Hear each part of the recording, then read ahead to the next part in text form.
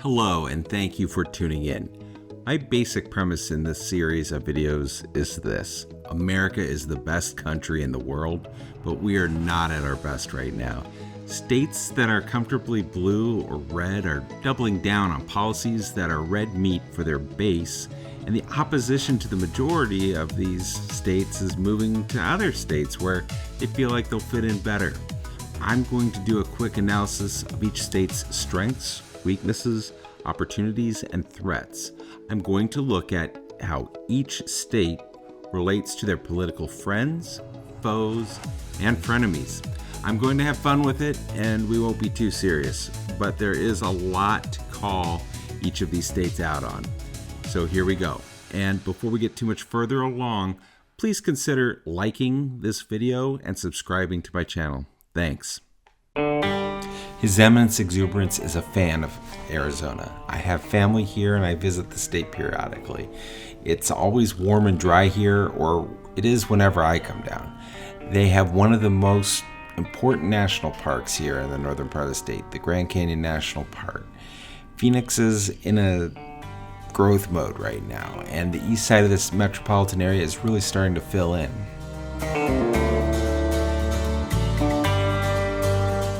Let's talk Arizona. The first thing we have to mention when talking about Arizona for a lot of people is the Grand Canyon, which is up in the northwest part of the state.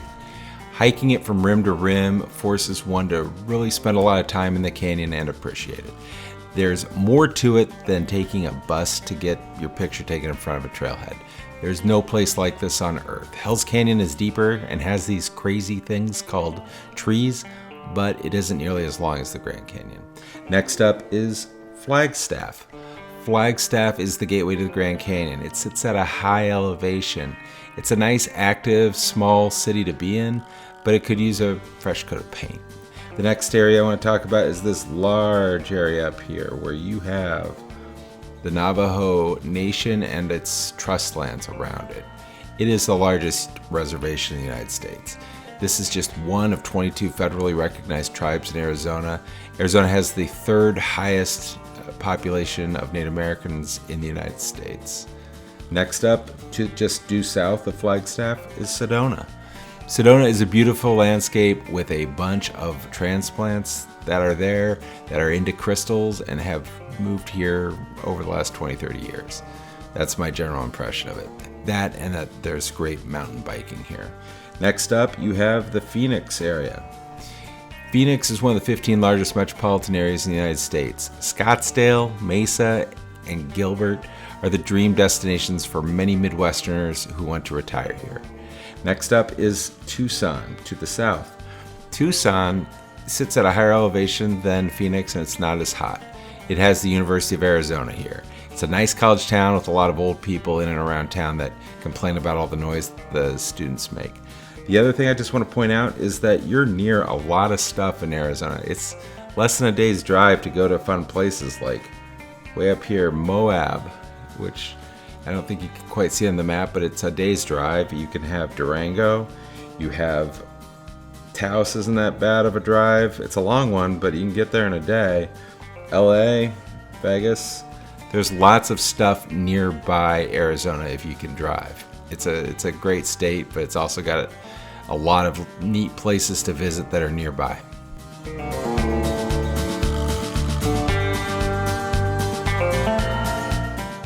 When talking about strengths in Arizona, you first have to start with weather. It is extremely hot here during the summer, but you have to come in a season other than the summer to really appreciate the weather. A lot of people just spend winters here as snowbirds and then go home to wherever they were from during the summer. The weather is the biggest attraction in the state, and global warming is going to make it more hot in time, but that is something the state seems fairly well equipped to deal with. People have been moving from the Midwest and the Rust Belt to avoid their winters for years by seeking refuge in Arizona's weather. Another strength that Arizona has going for it relative to the West Coast is its cost of living. Property costs in the Phoenix area is about half the cost of what it is in the Los Angeles area, and it's about 60% cheaper than the Bay Area. People selling forgettable homes in California and buying dream homes in other states is going to be a theme of this series of videos. For people who are further inland in California and rarely take advantage of the central cities as well as the coast, you might as well move out to the Phoenix area if you're just going to live in a giant suburb anyway. Another strength going for Arizona is its tax structure for businesses and individuals relative to other states out west. Boy, does His Eminence like to talk about taxes. Bottom line up front, you don't get taxed in Arizona nearly as hard as you do in California.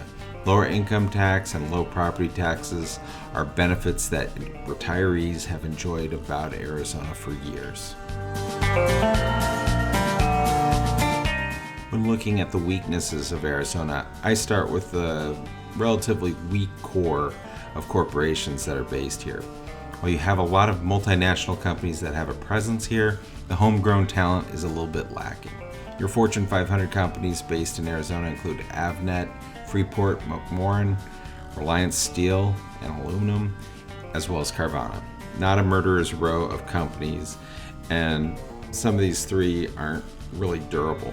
Now, there's a little IT, there's some minerals, and a used car service. Look at how Carvana's stock has done since 2019. There's been terrifying lows, dizzying highs, and not very many creamy middles. It's been a boom or bust situation for them. Another weakness is healthcare. Let's start with the good news. You are a day's drive from California to access high-quality healthcare. The bad news is that your healthcare system isn't in the top half of the rankings by states. People want to live here. People dream of moving here. This isn't good for a growing state. A lot of people don't think about the quality of care until they need to have access to it later in life.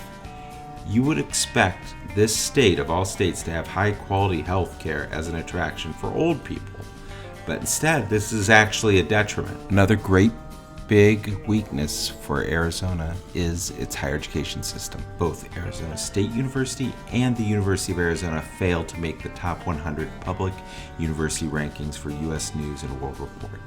Arizona is a high-growth state, and it needs to grow some homegrown talent to meet a lot of jobs that require a background in science, technology, engineering, and math. Arizona State has been the butt of jokes in popular culture for years. The Simpsons, Bill Maher, 30 Rock, and John Oliver have all made a number of jabs aimed at the low standard for admission at Arizona State. It is one of the largest state universities in the country, and it also has one of the worst reputations.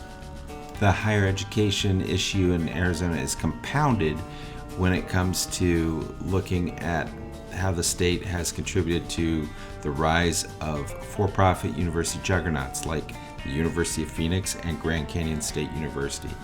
These types of institutions have higher tuition costs and higher interest rates on student debt in exchange for a spotty education that puts you in the back of the line for job placement and earnings.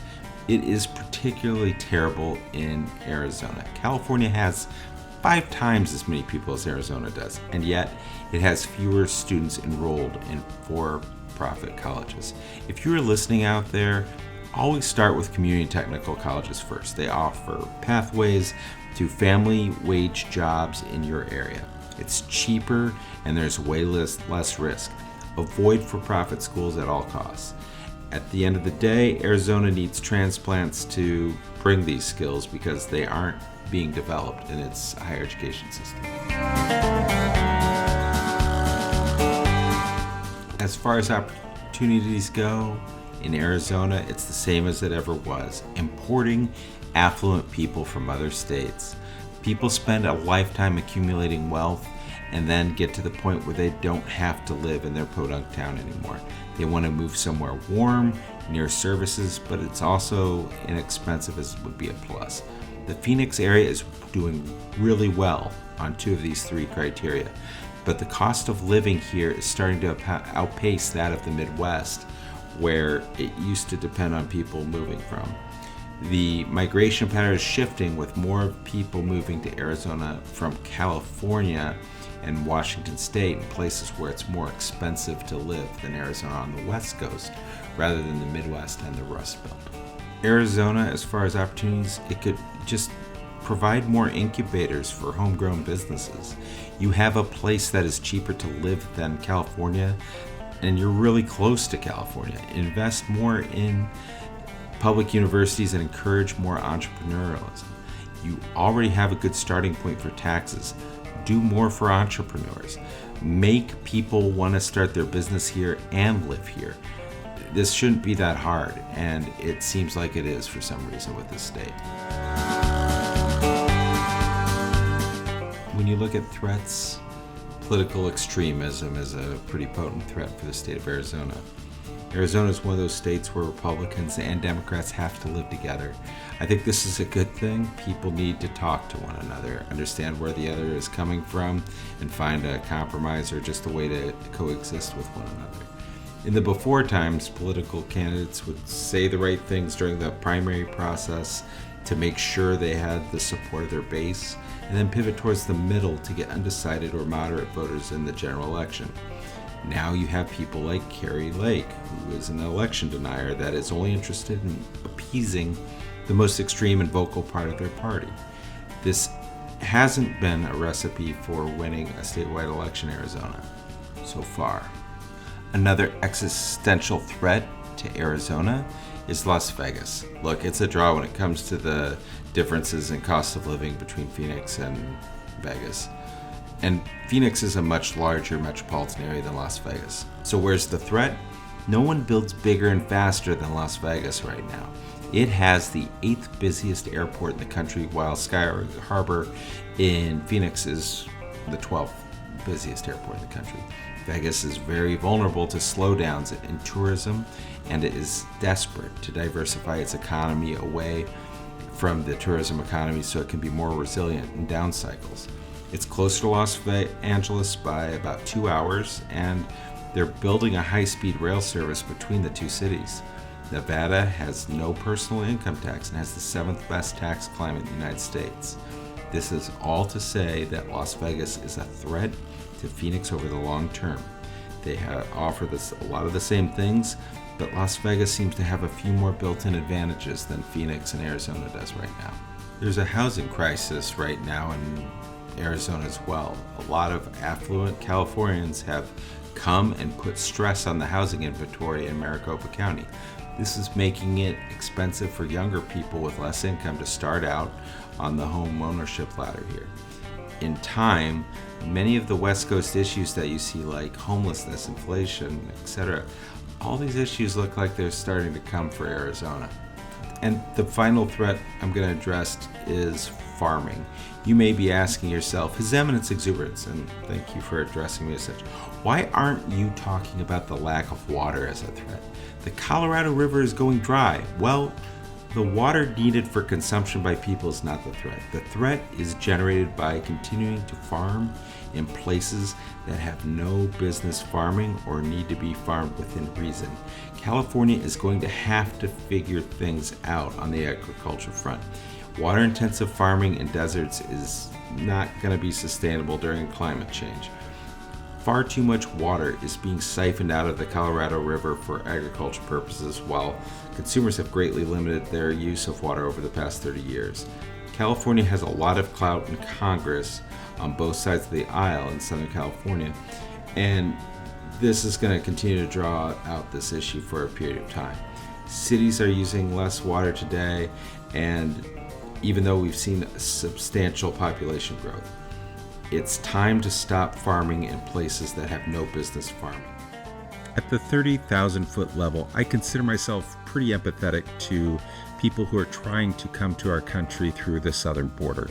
I presume that the vast majority of these people are leaving horrible living conditions from the country that they were living in and want to establish themselves in the United States to give themselves and their children an opportunity for a better life. I don't see this as any different than a white family coming over from Ireland in the late 19th century to Ellis Island like my family did. America has been and continues to be a land of plenty. There are hundreds of thousands of jobs in the United States that citizens do not want to do and choose not to do. Yet our economy depends on someone to do that work, whether it be in the agricultural industry or in the building trades. As birth rates start to plummet in the most industrialized countries, there is going to be a war for able-bodied people in the years to come. And I really hope the United States is going to be there to compete for that talent. Having said all this, Congress is at a complete standstill when it comes to establishing a clear policy on how to move forward on immigration. There were over 200,000 arrests made at the border in December of 2023, and the busiest arrest corridor was the area in and around Tucson, Arizona, with 80,000 plus arrests. The current policy makes the process of immigration to the United States and into Arizona dangerous for the people who are trying to create a better life for themselves by leaving the country that they're coming from. But it's also dangerous for the people who live in Arizona, because lots of drugs and unsavory people who trade on these people trying to get a better life are coming in and out of Arizona. And it's not safe at the border for the Border Patrol that's doing their best to defend the border. I like Arizona. It's a growing state, and its issues managing growth are trending toward what's going on up and down the West Coast, more so than what's happening in Texas or Florida. Housing and water are becoming more scarce, and how Arizona can manage these issues is going to determine whether the state can keep growing at the strong rate that it's been growing at. I think it's going to be interesting to see how the state that gave us John McCain and Barry Goldwater handles the influx of Californians and people from other blue states. I expect a lot of hollering, as long as it isn't in June and the temperatures aren't in the mid 110s.